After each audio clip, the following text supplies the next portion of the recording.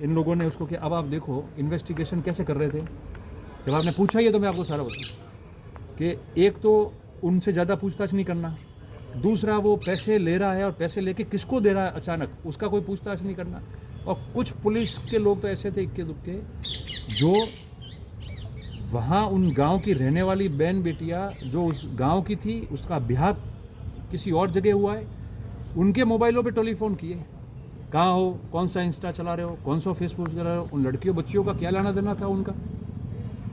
तब जाके वहाँ के लोगों ने एसएचओ के पास गए, अपना विरोध दर्ज कराया। वो मानने को तैयार नहीं, फिर गवाह कराया कि ये देखो इन लड़कियों को टेलीफोन गया है।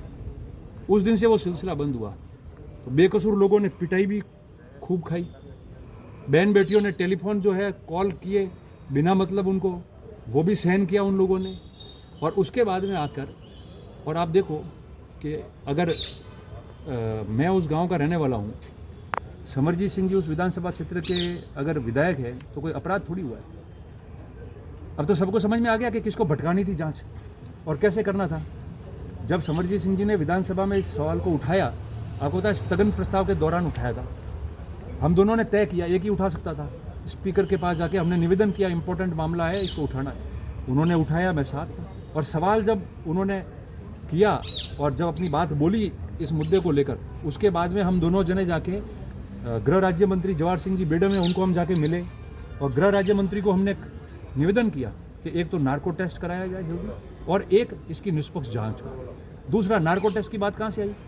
ये जब आई जब उस गांव के देवासी समाज के लोगों ने ज्ञापन दिया आईजी सीएमओ में कि निष्पक्ष जांच कराओ और हम दो जने जिन पे अगर संदिग्ध मानते हैं या शक है तो हमारा नार्को करा दो, हम और जो है ऐसी प्रताड़नाएं झेल नहीं सकते। कौन आदमी कहता है? वो प्रथम आदमी जो था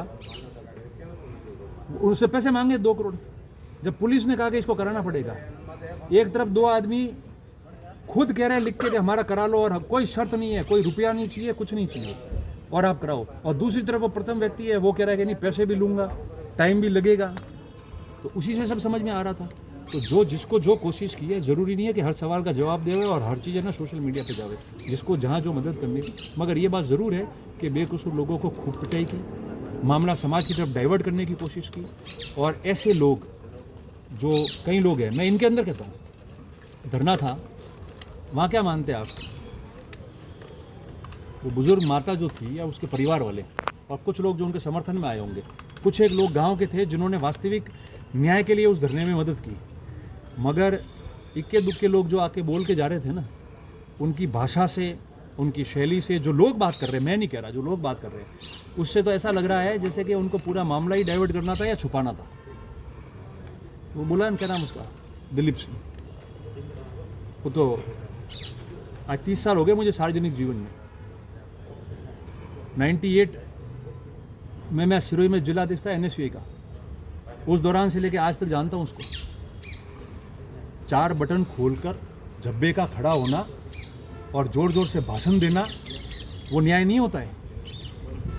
न्याय की असली परिभाषा वो होती है, न्याय जब चाहते हैं जब बेकसूर 100 लोगों से पूछताछ हुई, अलग अलग जातियों के लोगों से पूछताछ हुई, कड़ाई उनकी पिटाई की गई, उनको 3rd डिग्री दी गई, फिर भी उन्होंने चू तक नहीं कहा, कुछ बोले नहीं, सहन करते रहे कि अपराधी बाहर आना चाहिए। उन बहन बेटियों को पूछताछ के नाम पे कुछ पुलिस के लोगों ने टेलीफोन किया, वो खामोश रही। उसको कहते हैं कि सभ्य लोग कैसे होते हैं। बाकी 4 बटन खोल के भाषण तो कोई भी दे सकता है, वो तो खुद अकेला गाड़ी में आता है। हम तो 50 लोग आ सकते हैं। धरना देना था तो इससे बड़ा धरना हो जाता, रोड जाम हो जाता, ज्ञापन दे देते हजारों लोगों के साथ। 90 साल के बुजुर्ग उस गांव में हमारे भी बैठे हैं जो वहाँ धरने में शामिल हो जाते। पर क्या प्रशासन को अव्यवस्थाएं फैलानी है क्या? हम लोगों को तो काम लेना था। और वो व्यक्ति, एक सवाल मेरा है जिसको आप लोग संज्ञान में लेना और इस बात को करना कि जो व्यक्ति धरने पे आ रहा है, दिलीप सिंह मांडानी जैसा व्यक्ति, और वो चलो हमारा नाम तो उसको अधिकार है, ले सकता है क्योंकि घृणा है ना उसको। वो कह रहा है कि ये हमारे ऊँट पे छोड़ने जाते थे, तो ये यही चाहता है कि आज भी हम वही धंधा करें। अरे अब तो चांद पे जाने की बात आ गई है। हमारी बहन बेटियां पढ़ने लग गई है, अधिकारी बन रहे हैं, व्यापार करने के लिए चले गए हैं। वो जो कुंठित है प्रोग्रेस से, उसकी जो कुंठा है कि कैसे इन लोगों ने प्रोग्रेस की है, वो उसके भाषण में दिख रही थी। और दूसरी बात मैं आपको बताऊं कि क्या वो बुद्धिजीवी आदमी लोग